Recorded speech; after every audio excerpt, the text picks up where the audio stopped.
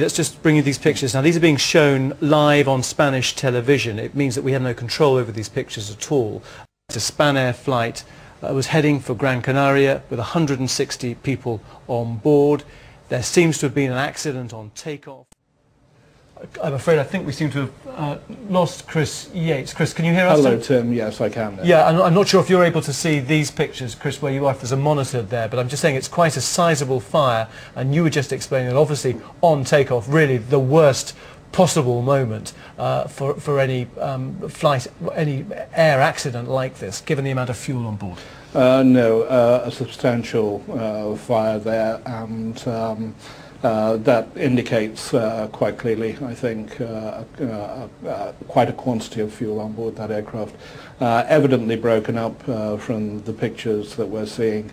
And as I intimated a moment ago, I think the death toll from this aircraft accident is going to be tragically substantial.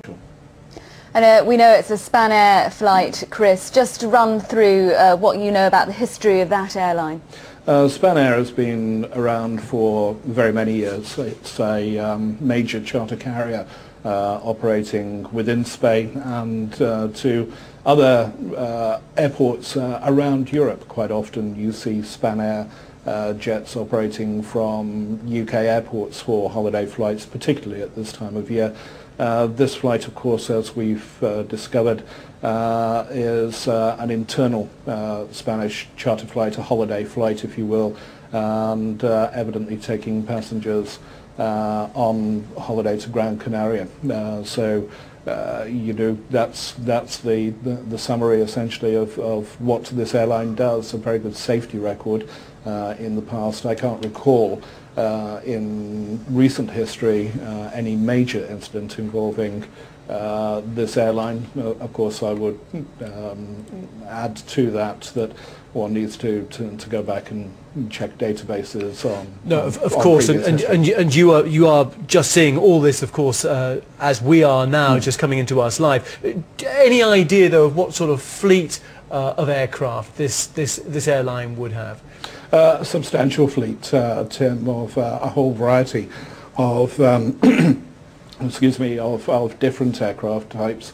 Boeing 737s, the MD-80s of the past have been superseded now. We will wait to see again which aircraft type was involved here. But a relatively modern fleet for this aircraft, for this airline, it's difficult always in such circumstances when we're speculating on incidents such as this.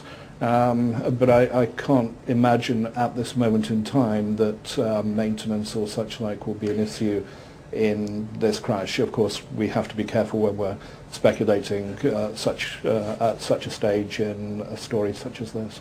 Exactly, Chris. Just looking at these pictures which are coming in live on Spanish television, this fire is still burning considerably, and what is not clear is how far away